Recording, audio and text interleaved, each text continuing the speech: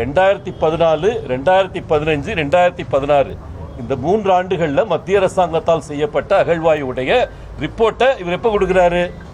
போன வருஷம் கொடுக்குறாரு. ஓகே, என்னாச்சு 10 வருஷம்? ஏன் 10 வருஷம் அந்த ரிப்போர்ட் கொடுக்கல? எத்தனை முறை நான் டெல்லி சென்று இருப்பேன் தெரியுமா அந்த ரிப்போர்ட்டை வெளியிட சொல்லி. ஏன்னா 3வது கட்ட அகழ்வாய்வு அம்மா இருந்தப்ப புரட்சி தலைவி அம்மாவுடைய இறுதி ஆண்டு, அந்த ஆண்டில் வந்து ஸ்ரீராமன் ஒரு அதிகாரியை மாற்றி போட்டாங்க. ஸ்ரீராமன் வந்து அங்கே மதுரையில் கீழடியில் பொறுப்பெடுத்து பண்ணிட்டு இருக்கிறாரு.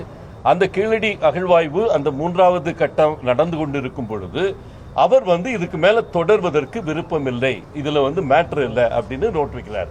இப்போ ராமகிருஷ்ணா வந்து தெலுங்கு பேசக்கூடிய தமிழர், இவர் வந்து பக்கா தமிழர்னு சொல்லக்கூடியவர் தான். ஆனால் அவர் என்ன கண்டு பார்த்தாரு, இந்த இருக்கிற உபகரணங்களில் புதுசாக ஒன்றும் கிடைக்கலங்க அப்படின்னு சொல்லிட்டு ரிப்போர்ட் எழுதுறாரு. அப்போ புரட்சி தலைவி அம்மா இருந்த காலகட்டம். அதற்கப்புறம் வந்து எடப்பாடியார் வந்தவுடன் அந்த இடத்துக்கு ஃபண்ட் ஒதுக்குனாங்க. ஆனால் அம்மா எடுத்த முடிவு அது. தமிழ் நாகரிகம் 2500லேருந்து 2600 வருடங்கள் அந்த இடத்துல அகழ்வாய்வு செஞ்ச பொருட்கள் ஒரு 100 வருஷம் கேப்பில் நம்ம சொல்லியிருக்கோங்க. இவர் வந்து 1000 வருஷம் கேப் சொல்கிறாரு. 1000 வருஷம் கேப்பில் வந்து எப்படி நீங்கள் ஒரு பொருள் வந்து இது ஒரு கிபி 5வது நூற்றாண்டுலேருந்து கிமு 5வது நூற்றாண்டு வரைக்கும் இருக்குன்னு யாராவது சொல்ல முடியுமா? அதை அவன் கேட்டிருக்கான். அதுக்கு நீங்கள் பதில் சொல்லணும். பதில் சொல்லாமல் நீங்கள் ஸ்டாலின்ட்ட பேப்பரை கொடுத்து நீங்கள் பேசுன்னு சொல்கிறது வந்து அரசியல். இதைத்தான் நாங்கள் சொல்கிறோம். அதிமுக பண்ணுறது அகழ்வாராய்ச்சி, திமுக பண்ணுறது அரசியல்.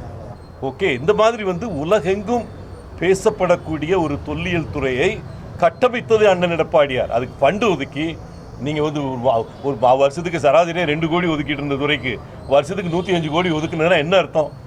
22 மடங்கு அதிகமாக வந்து அதுக்கு போட்டு, என்ன மாதிரி ஒரு அமைச்சர் முழு நேரம் அதுக்கு போட்டு அந்த துறைக்கு நீங்கள் இப்போ எத்தனை பேர் யார் அமைச்சரையாவது தெரியுமா உங்களுக்கு? தொல்லியல் துறைக்கு யாராவது அமைச்சர்னு தெரியுமா? தெரியாது. ஏன்னா அந்த அளவுக்கு வந்து ஒரு தங்கந்தனது ஒரு ஆர்வத்தால் ஒரு சைட் ஒரு அடிஷ்னலாக வச்சுருக்காரு. அவருக்கு ஏற்கனவே இருக்க துறை 2 பெரிய துறை இருக்குது. ஓகே, அந்த மாதிரி இல்லாமல் தமிழ் பண்பாட்டுக்கு, தமிழ் கலாச்சாரத்துக்கு, தமிழ் மொழி வளர்ச்சிக்கு ப்ளஸ் வந்து இந்த தொல்லியல் துறைக்கு முழு நேரம் ஒரு அமைச்சர், ஒரு கல்வி அமைச்சராக இருந்த ஒருத்தருக்கு எனக்கு இந்த துறையை கொடுத்தாங்கல்ல, அந்தளவு முக்கியத்துவம் தானே கொடுத்துருக்காங்க. கொடுத்தது அதுக்கு ஃபண்டு ஒதுக்கியிருக்காங்கல்ல. இன்றைக்கி அது ஏதாவது பண்ணீங்களா? இன்றைக்கி எவ்வளோ சார் ஃபண்டு ஒதுக்குறீங்க கேளுங்க. உங்கள் ஸ்டாலின் அவர்கள் இது இருந்தால் சொல்லட்டும், சொல்லிட்டு பேசட்டும். இது வந்து ஸ்டிக்கர் ஒட்டுறதுடைய உச்சகட்டம். ஏதோ வந்து பண்ணிட்டு போவாங்க, குழந்தைய பெற்று கொடுத்துருவோம், நீங்கள் பேர் வைப்பீங்க. இது என்ன கொடுமை? அது அடுத்த வீட்டுக்காரன் பிள்ளைக்கு பேர் வைக்கிறது முறையா? இது வந்து நிதி ஒதுக்கீடு பற்றி ஒரு தவறான தகவல் வந்து அதிமுக ஆட்சி சொல்லியிருக்காங்க. உதயகுமார் அவர்கள் வந்து 55 லட்சம் நாங்கள் வந்து ஒதுக்கியிருக்கோம்னு சொன்னார். இன்றைக்கி மொஃபாயார்கள் என்ன சொன்னார்? 105 கோடி நாங்கள் வந்து அலாட் பண்ணியிருக்கோம் என்று சொல்கிறாங்க. ஆனால் அதிமுக ஆட்சி காலத்தில் 2016லேருந்து 2020 வரைக்கும் 2 எக்ஸ்கவேஷனுக்கு தான் நிதி ஒதுக்கீடு செஞ்சுருக்காங்க. ஒன்று திருவள்ளூர் மாவட்டத்தில் வந்து பட்டறை பரமதூர் என்ற ஊரில் வந்து 55 லட்சம் ரூபாய்க்கான எக்ஸ்கவேஷனும், கீழடிக்கு ஒரு 55 லட்சம் ரூபாய்க்கு ஒரு எக்ஸ்கவேஷன் மட்டும் தான் பண்ணியிருக்காங்க. ஒரு அப்பட்டமான போய் என்ன சொல்லியிருக்காங்கன்னா 105 கோடி ரூபாய் செலவு செஞ்சதாக சொல்லியிருக்காங்க. அப்போ இருந்த அதிமுக அரசு, அப்போ இருந்த மஃபாய் பாண்டியராஜன் அவர்கள் 2016 ஏஎஸ்ஐ மூடின பிற்பாடு தான் அந்த இடத்துக்கு போய் பார்த்துருக்காரு.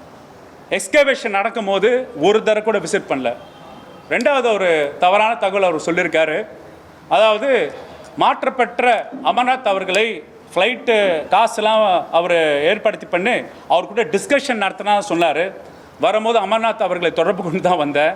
அது மாதிரி எந்த வகையான டிஸ்கஷனும் நடக்கலைன்னு அமர்நாத் அவர்கள் சொல்கிறாங்க. அதையும் நீங்கள் வந்து அமர்நாத் அவர்கள்கிட்டயே நீங்கள் நேரடியாக கேட்கலாம். அடிப்படையிலேயே என்ன பண்ணியிருக்காங்கன்னா, அவர் அந்த நேரத்தில் போயிட்டு மூடின சைட்டை போட்டு இனிமேல் ஏஎஸ்ஐ வந்து இங்கே தோன்றதுக்கு எதுவுமே இல்லை அப்படின்னு பின்வாங்கிய தன்மையோட இது வந்து கீழடி நாகரிகம், இது பாரத நாகரிகம் என்று சொல்லிட்டு வந்தது தான் மிச்சம். அப்போ பாஜகவும் அதிமுகவும் சேர்ந்து தமிழர்களின் வரலாறை மறைக்கிறதுக்கு எதனால் என்ற அடிப்படை கேள்வி. அப்பயே கீழடி ஆய்வு நிறுத்த பண்ணும்போது ஏன் உங்களோட கண்டன குரல் எழுப்பலை?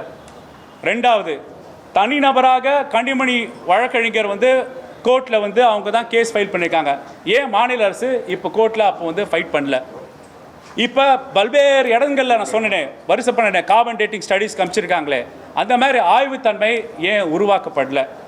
3வது, அவங்க வந்து ஒரு போராட்டமோ ஏன் ஒரு அறிக்கையோ அப்போ கூட்டணி கட்சிக்காக இருந்தபோது கீழடி ஏஎஸ்ஐ ஏன் நிறுத்திருக்காங்கன்னு என்று ஒரு கடிதம்கான எடுத்துக்காட்டு ஏதாவது வச்சுருக்காங்களா கூட கேட்குறேன், பண்ணியிருக்காங்களா கேட்குறேன்.